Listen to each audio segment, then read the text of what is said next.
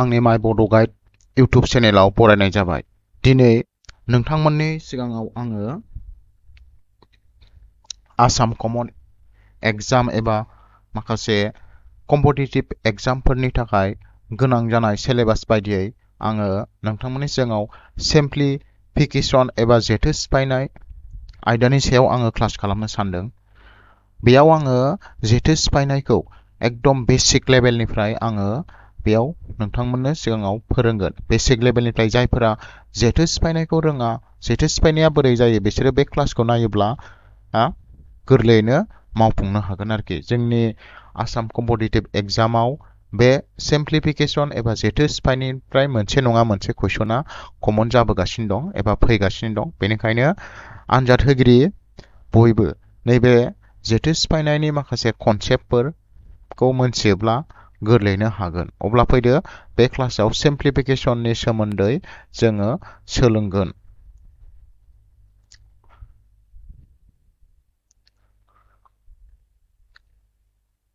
फैबाय जोङो गिबियाव जोङो जेथो सिफायनायखौ रोंनोब्ला जोङो माखासे नेम दङ जेथो सिफायनायनि। बे नेमखौ गिबियावनो बेनि कनसेप्टखौ जोङो मोनथिनांगौ एबा सोलोंनानै लाग्रोनांगौ। अब्लासो जोङो बे सिम्प्लिफिकेशननिफ्राय जेखि जाया कुइसन आनजादाव फैया मानो जोङो गोरलैयैनो मावफुंनो हागोन। बे नेमानो जाबाय, बेयाव दङ नै बदमास, बि बदमास। बे बि बदमासआ मा बुस्थु बेखौ जोङो गिबियावनो मोनथिनानै लाग्रोनांगोन। आरो बेनि नेमखान्थिफ्रा मा जायो, लोगोसे ब्रेकेटनि बाहायनायखौबो जोङो रोंथारनांगोन। ब्रेकेटनि बाहायनायखौ जोङो मोजाङै रोङैनि थाखायनो जोङो सिम्प्लिफिकेशनखौ गोरोन्थि खालामबाय थायो। बेनिखायनो बे ब्रेकेटनि बाहायनायखौ मोजाङै रोंनांगोन। गिबियाव जोङो नैबे बदमासालाय मा बुस्थु बेखौ मोनथिनानै लाग्रोनोसै। बेयाव बि दं, बि मायनि जोङो मा होनगोन बेखौ पेनकुलार नङाबा बार होननानै बुङो। बि मायनि जाहैबाय बेयो मा पेनकुलार नङाबा बेखौ जों मा होननानै बुङो, बार होननानै बुङो आरोखि। बार मायनि जोङो मोनथिगौ ओरै गोजौआव ओरै सिन होआ होमबा बार। बे खोथा जेनेबा ओरैहाय नै 5 - 2 गोजौआव ओरै बार सिन होयो, बेखौ जोङो मा होननानै बुङो, बार होननानै बुंनाय जायो आरोखि। बे दाना नैबे बि मायनि मोनथिखाबाय मा, बि मायनि जोङो मोनथिखागौ मा ब्रेकेट्स। बि मायनि मा ब्रेकेट, बि मायनि ब्रेकेट्स बेयो नङा होमबा। अ मायनि जोङो बेखौ मोनथियो order of power, order of power. एबा जों बेखौ डाइरेक्ट अफबो होनो हायो। बे डि मायनि मोनथिखागौ मा डिभिजन, माने राननाय आरोखि, मा राननाय बेयो। ओमफ्राय एम मायनि माल्टिप्लिकेशन सानजाबनाय, थारमाने माल्टिप्लिकेशन बेयो माने मा सानजाबनाय, सानजाबनाय। ए मायनि जाहैबाय मा एडिशन, ए मायनि एडिशन माने दाजाबनाय। एस मायनि मा साबस्ट्रेक्शन माने दानख'नाय आरोखि। साबस्ट्रेक्शन माने मा दानख'नाय। होमबा जोङो बेयाव नुबाय मा बदमासनि आबुं मुंखौ जोङो मोनथिबाय। बि मायनि मा जायो जोंना ब्रेकेट जायो, ब्रेकेट। ओमफ्राय अ मायनि अर्डार एबा अर्डार अफ पावार नङाबा जों अफबो होनो हायो। डि मायनि डिभिजन, राननाय, राननायनि सिम्बलखौथ' मोनथिखाबाय बेबायदि। माल्टिप्लिकेशन एम मायनि बेखौथ' मोनथिखाबाय ओरैहाय सानजाबनाय। एडिशन मायनि मा प्लास। ओमफ्राय साबस्ट्रेक्शन मायनि जोंना मा माइनास एबा दानख', बेखौ जोङो मोनथिखायो। होमबा जोङो बे बदमासनि आबुं मुंखौ सिगाङावनो मोनथिनानै लाग्रोबाय। जों बयबो मोनथिबाय, नोंथांमोनाबो मोनथिबाय, आं आसा खालामो बयबो मोनथिजोब्बाय। दानिया माखासे जोंहा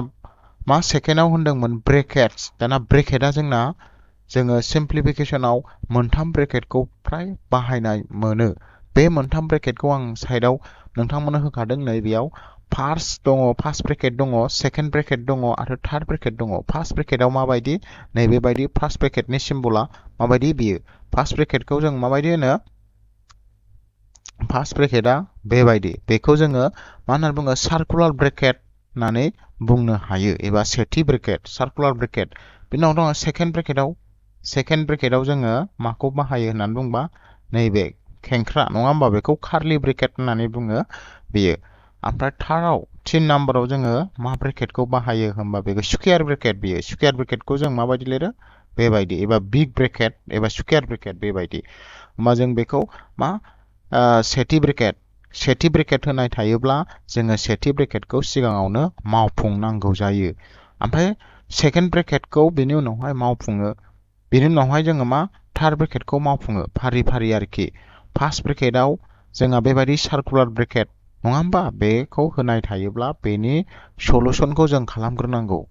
नोंथांमोन बेनि उनाव नैबे सेकेन्ड ब्रेकेट एबा कार्लि ब्रेकेट बेखौ बानायनांगौ बेनि उनावहाय थार्ड ब्रेकेट बेखौ बानायनांगौ जाहैबाय अब्लानो जोङो मा बेनि एन्सारखौ मोनहैगोन एबा जेखिजाया कुइसननि एन्सार बेखौ मोनहैगोन बे ब्रेकेटनि सोमोन्दै आं खिथाबाय दाना नैबे माखासे बदमास सिम्बलफोरखौ जों मा खालामनांगौ बेखौबो नोंथांमोननो आङो फारि फारि खिथालांबावसै गिबियाव जोंहा आं बेखौ एक्सट्रा पेजआव मावफुंथाय दिहुनबा एबा जोङो मावफुंथाय एबा जेथो सिफ्लायोब्ला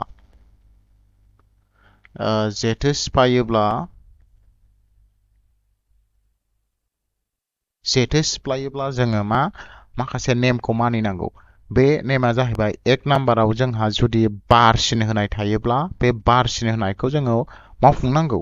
2 नम्बराव जोङो मा खालामनांगौ 2 नम्बराव जोंहा मा खालामनांगौ 2 नम्बराव जोङो राननायखौ मावफुंनांगौ नङा होमबा बेनि उनावहाय जोङो 3 नम्बराव मा सानजाबनाय थायोब्ला सानजाबनायखौ मावफुंनांगौ ओमफ्राय 4 नम्बराव जों मा मावफुंनांगौ 4 नम्बराव जोंहा दाजाबनायखौ मावफुंनांगौ ओमफ्राय 5 नम्बर जोबथायाव जोङो माखौ दानख'नायखौ मावफुंनांगौ जायो बे कनसेप्टखौ नोंथांमोना गोसोआव ला गिबियाव जों मा बारसिन होनाय थायोब्ला गोजौआव बे बारसिन होनायखौ जोङो बानायग्रोगोन बेनि उनावहाय जोङो मा राननाय थायोब्ला राननायखौ बानायग्रोगोन आरो राननायनि उनाव जुदि सानजाब दङब्ला जोङो सानजाबखौ बानायग्रोगोन आरो सानजाबनि उनाव दाजाबनाय होनाय दङब्ला जोङो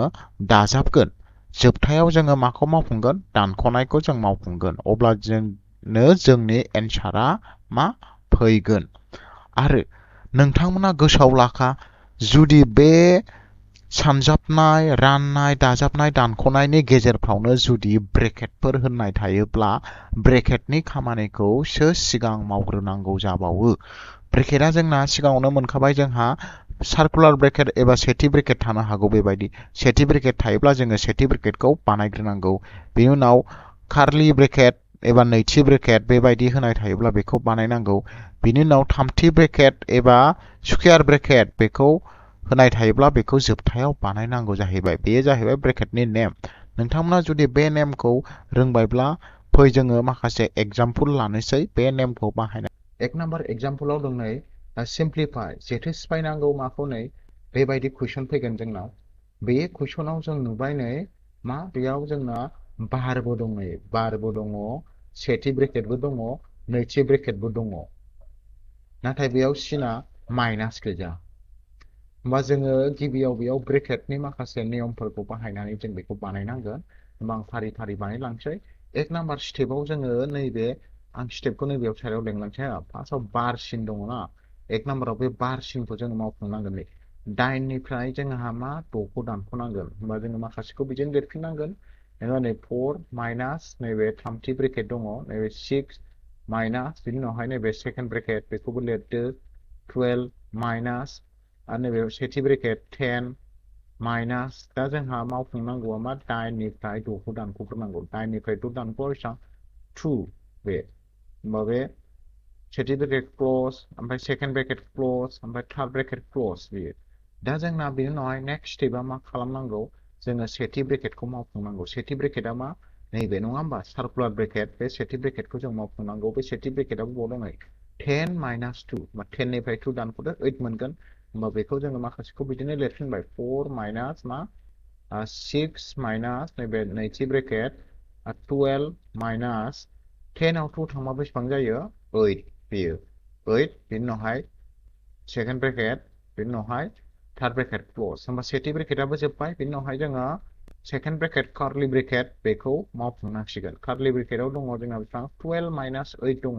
12 निफ्राय 8 खौ जोङो दानख'नांगौ होमबा 4 माइनास मा खालामनांगोन 12 आव 8 दानख'नोसै 12 आव 8 दानख'बा जों बेसेबां मोनगोन 4 मोनगोन नङा होमबा बेयो होमबा जोंहा नैथि ब्रेकेटआबो थांबाय दाना जोबथा ब्रेकेट दङ बेयाव स्कुवेर ब्रेकेट होननानै बुङो बेखौ थामथि ब्रेकेट बे स्कुवेर ब्रेकेटखौ मावफुंनांसिगोन जोङो बेखौ मावफुंबा जों मोनगोन 4 माइनास बेयावबो माइनाससो खालामनांगौ 6 आव 4 थांबा बेसेबां जागोन 2 बे दाना जोबथायाव जोंहा फाइनालि मा खालामनांसिगोन 4 निफ्राय 2 खौ होमबा जोंहा एन्सारा मा जागोन बेयाव 2 होमबा बेबायदि खालामनायखौ नोंथांमोना रोंनोब्ला बे माखासे बर्डमासनि नेम आरो माखासे ब्रेकेटफोरनि नेमफोरखौ मोजाङै रोंनांगोन दानिया फैदो जोङो बेबायदिनो गुबुन मोनसे एग्जाम्पल नायबावनोसै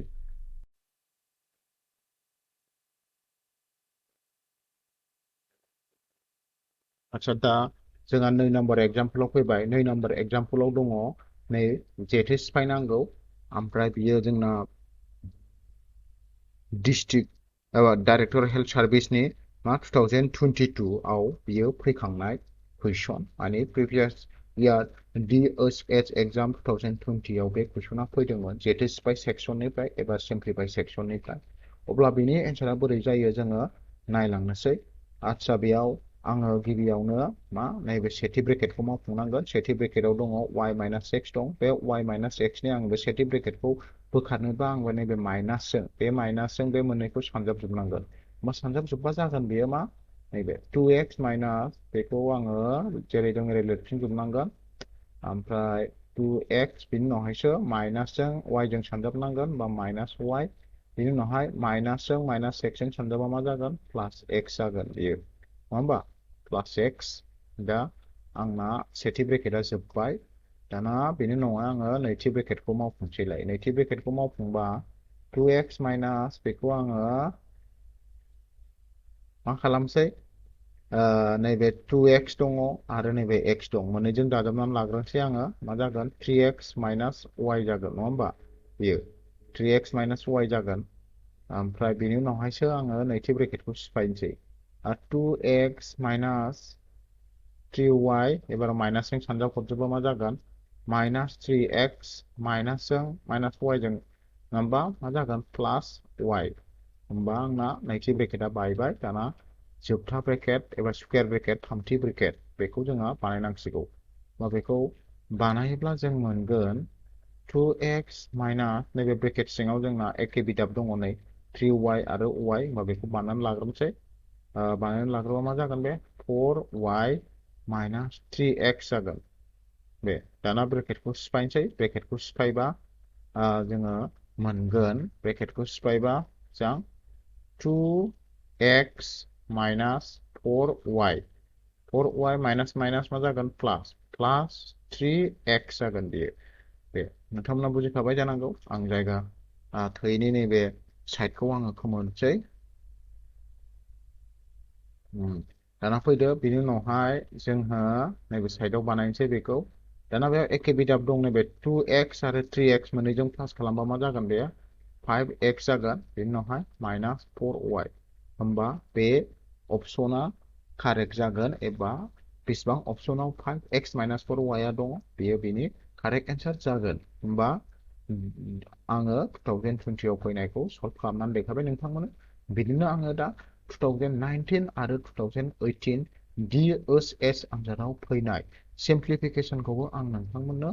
बे भिडिअआवनो बानायनानै होबावनोसै नोंथांमोना नायबानो जाबाय लोगोसे नोंथांमोना आंनि भिडिअआव इन्टारेस्टेड जादोंब्ला आंनि चेनेलखौ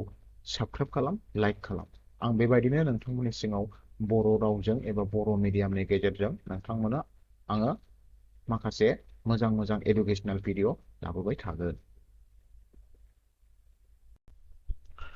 दा आं नोंथांमोननि सिगाङाव 3 नाम्बार एग्जाम्पलखौ लानानै फैलायबाय 3 नाम्बार एग्जाम्पलाव दङ जोंना बेयाव सिम्प्लिफाइ एन्ड चुज दा एन्सार फ्रम दा बिल' माने बेखौ जेथो सिफायनांगौ ओमफ्राय गाहायाव होनायनिफ्राय बबे मोनसेया बेनि कारेक्ट एन्सार बेखौ बासिनांगौ बियो जोंना मा DSS बेसेबां 2019 आव 2019 आव फैखांनाय बियो प्रिभियास इयारनि कुइसन बेबो 2019 आव फैनाय आं बेखौ कालेक्शन खालामदों आरो नोंथांमोननि सिगाङाव आङो बेखौ बानायनानै दिन्थिगोन अब्ला फैदो बेयाव जोङो बेखौ माबोरै बानायगोन होननानै बुङोब्ला बेयाव जोंहा नै गासिबावबो जोंहा फार्स्ट ब्रेकेट होनाय दङ सेथि ब्रेकेट होनाय दङ लोगोसे बेयाव राननायबो दङ नै डिभाइड बेयाव डिभिजननि दङ ओमफ्राय जोङो प्लास नुनो मोन्दों माइनास नुनो मोन्दों इनटु नुनो मोन्दों होमबा बेखौ जों बोरै बानायगोन गिबियावनो जोङो सेथि ब्रेकेटनि खामानिखौ मावफुंनानै लानांगौ होमबा मावफुंनानै लाबा जों बोरै खालामगोन गिबियाव नैबे -5 बेखौ बोखारबा आंहा मा जागोन -5ल' जागोन सरि आं बेखौ नैबे गाहायाव बानायनोसै -5 जागोन बिनि उनावहाय माइनासजों -48 जों मा जायो जोंना +48 जायो बिनि उनावहाय नैबे डिभाइड दङ डिभाइड -16 दङ बिनि उनावहाय नैबेखौ बानायग्रोनोसै जोङो नैबे ब्रेकेटनिखौ ब्रेकेटाव जोङो दङ मा जागोन प्लास बिनि उनावहाय नैबे -2 जों ओमफ्राय 6 जों सानजाबनांगौ आङो बेखौबो सानजाबालासिनो दोनथ'बाय -2 into 6 गिबियाव जोंना खामानिया मा खालामनांगौमोनलाय डिभाइडखौ बानायग्रोनांगौ 1 नम्बराव जोंहा डिभिजनखौ खालामनांगौ बिनि उनाव सानजाबनि उनाव प्लासनि उनाव माइनास बेखौ जोंहा गोसोआव लानानै बानायनांगोन गिबियाव जों डिभाइडखौ खालामसै नै 48खौ आङो -16 जों डिभाइड खालामनांगौ होमबा 48खौ आङो -16 जों डिभाइड खालामबा -3 मोनगोन बिनि उनावहाय मा खालामनांगौ इनटुखौ खालामनांगौ प्लास इनटुआव जोंना मा दङ नै -2 जों 6 जों सानजाबनांगौ होमबा बेसेबां जागोन -12 जागोन बे -12 बिनि उनावहाय जोंहा -5 -3 नैबे ब्रेकेटखौ सिफायबावदो प्लासजों माइनासजों मा जागोन -12 गासिबो माइनास जाजोब्बाय होमबा गासिबो माइनास जाजोबोब्ला जोङो बेखौ प्लास खालामजोबनांगोन ओमफ्राय सिना माइनासा थागोन प्लास खालामजोबबा 20 मोनगोन -20 अब्ला बे कुइसननि कारेक्ट एन्सारा जोंना जागोन मा अपसन नाम्बार डि -20आ बेनि कारेक्ट एन्सार जागोन नोंथांमोन दा फै जों आरो मोनसे एग्जाम्पल लाबावनोसै 2018 आव DHS आनजादाव फैनाय सिम्प्लिफिकेशन बेखौबो जों नायबावनोसै नोंथांमोना भिडिअखौ जोबजासिम नाय होमब्लानो सोलोंनो हागोन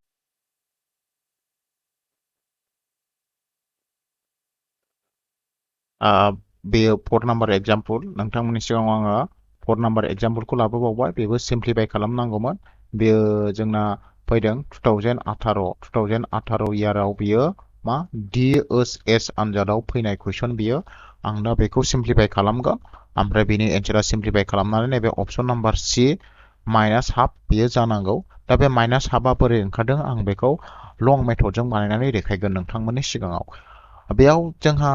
होनाय दं नै 2/5 into -3/7 -1/14 -3/7 into 3/5 होनाय दङ बेयाव जोंना मा दङ सानजाबनाय दङ ओमफ्राय मा दङ दानख'नाय दङ नङा होमबा गिबियाव जोङो मा खालामनांगौमोनलाय सानजाबनायखौ खालामनांगौमोन मानोना जोंना बर्ड मास नेमा जोंना थिनोमोन गिबियाव मा राननाय बेनि उनावहाय सानजाबनाय बेनि उनाव दाजाबनाय बेनि उनाव दानख'नाय दा बेयाव राननायाथ' गैखाया नालाय सानजाबनायसो दङ फार्स्टआव बेखायनो सानजाबनायखौ बानायग्रोनोसै आरो दाजाबनायबोथ' गैया नालाय दाजाबनायखौबो बारबाय बिनि उनाव दानख' सानजाब आरो दानख'ल' दङ अब्ला जोङो गिबियाव सानजाबग्रोनांसिगोन होमबा सानजाबग्रोयोबा गिबियाव जोङो बे मोननैखौ सानजाबनानै लाग्रो ओमफ्राय नैबे मोननैखौ सानजाबनानै लाग्रो लं काट मेथडजों बानायनोबा होमबा सानजाबबा जों मोनगोन फानजों फान जबजों जब सानजाबोमोन ना जोंहा गोजौजों गोजौ गाहायजों गाहाय होमबा 2 जों -3 जों सानजाबबा जोंना -6 गाहायाव मा जागोन 35 ओमफ्राय इनटु 1/14 बिनि उनावहाय इनटु माबा माइनास मा जागोन 3 जों 3 बा 9 ओमफ्राय गाहायाव 35 जागोन बेबो 7 आरो 5 जों सानजाबा 35 दा बेयाव जोंना बे मोनथामनि एलसिएम लानो हायो जोङो मोनथामनि एलसिएम लानानै जोङो बेखौ बानायनो हायो नङा होमबा मोनथामनि एलसिएम लानानै जों बेखौ बानायनो हायो मोनथामनि एलसिएम लाबा जों बेसेबां मोनगोन जों मोनगोन एलसिएम लायोबा जोङो जुदि जोङो 35 आरो 14 आरो 35 नि जोङो एलसिएम लायोबा जोङो 70 मोनगोन 70 मोनगोन जोङो नङा होमबा 70 मोनगोन जों एलसिएम लानायखौ नोंथांमोना रोंखागौ जानो हागौ बेयो सानजाबजोबा जोङो बेखौ मा मोनगोन 70 बेयो नैबे 7 जों 5 जों 35 जों 2 जों सानजाबा जोंना 70 मोनखागोन एलसिएमआ जोंहा 70 मोनगोन ओमफ्राय बेखौ बानायहरदो 35 जों 70 खौ रानबा 2 मोनबाय 2 जों 6 जों -12 बेयाव -14 जों 70 खौ रानोबा जों बेसेबां मोनगोन 5 नङा होमबा 5 ओमफ्राय -35 जों 70 खौ 2 18 मोनगोन बेबायदि होमबा बेयाव जोङो गोजौनिखौ प्लास खालामजोबनांगोन गाहायना 70 गोजौना प्लास खालामजोबबा बेसेबां मोनगोन 17 आरो 18 35 मोनगोन -35 दा बेखौ जोङो दानजायो 35 जों 35 जों 1 जों होबा 35 जों 2 जों होबा 70 होमबा माइनास हाफ मोनो होमबा कारेक्ट एन्सारा जोंना बेसेबां जागोन माइनास हाफ अप्शन नाम्बार सिया बेनि कारेक्ट एन्सार बेबायदि नोंथांमोना बेबायदि स्पिडआव बानायनो रोंनाय जानांगोन आरोखि बेखौ जोङो गुबुन राहा सर्टकाट मेथडफोरजोंबो बानायनो हागोन नाथाय आं बेयाव सर्टकाटखौ नोंथांमोननो दिन्थिनाय नंला आङो एकदम बेसिक कनसेप्टसो फोरोंदों नालाय नोंथांमोननो बेसिक कनसेप्टखौ जोङो बेबायदि बानायो आरो लं मेथडजों दानिया फैदो जोङो नेक्स्ट नायबावनोसै आरो नोंथांमोननोबो आङो बानायनो थाखाय मोननैसो हमवार्क हरगोन नोंथांमोना न'आव टेस्ट खालामबानो जाबाय ओमफ्राय कमेन्ट बक्सआव एन्सारा मा जायो बेखौ फोरमायहर अब्ला आङो स्क्रिनाव नोंथांमोननि थाखाय मोननैसो हमवार्क होनाय जाबाय नोंथांमोना स्क्रिनाव नुनो मोनबाय बेयो जाहैबाय नोंथांमोननि हमवार्क बेयो हमवार्क नोंथांमोना बेखौ न'आव बानायनांगौ आरो आंनो कमेन्टआव खिन्थाहरनांगौ नैबे 1 नम्बर ओमफ्राय नैबे 2 नम्बर 1 नम्बरनि एन्सारा मा जागोन 2 नम्बरनि एन्सारा मा जागोन नोंथांमोना बेखौ बानायनांगौ बानायनानै कमेन्ट बक्सआव हरनांगौ आरोखि बे जाहैबाय बेसिक लेभेल नङा होमबा बेयो बेसिक लेभेलनि माल्टिप्लिकेसन दा पार्ट 2 भिडिअ'आबो फैगासिनो दं पार्ट 2 आव एसे जोङो मा एडभान्स लेभेलनि जोङो मा सोलोंगोन आरोखि माने एसे गोरासिन जासिगोन एबाराव नेक्स्ट भिडिअ'आव पार्ट 2 आव एसे गोरासिन सिम्प्लिफिकेसन बेयाव माखासे फर्मुलाफोरबो मोनबावनाय जासिगोन नोंथांमोना माखासे फर्मुलाफोरनि हेफाजाबजों जोङो सिम्प्लिफिकेसनखौ एडभान्स लेभेलाव बोरैहाय बानायो बेखौबो मोनसिगोन अब्ला दिनैनि भिडिअ'आ बेखिनियावनो जोब्बाय गोजोन्थों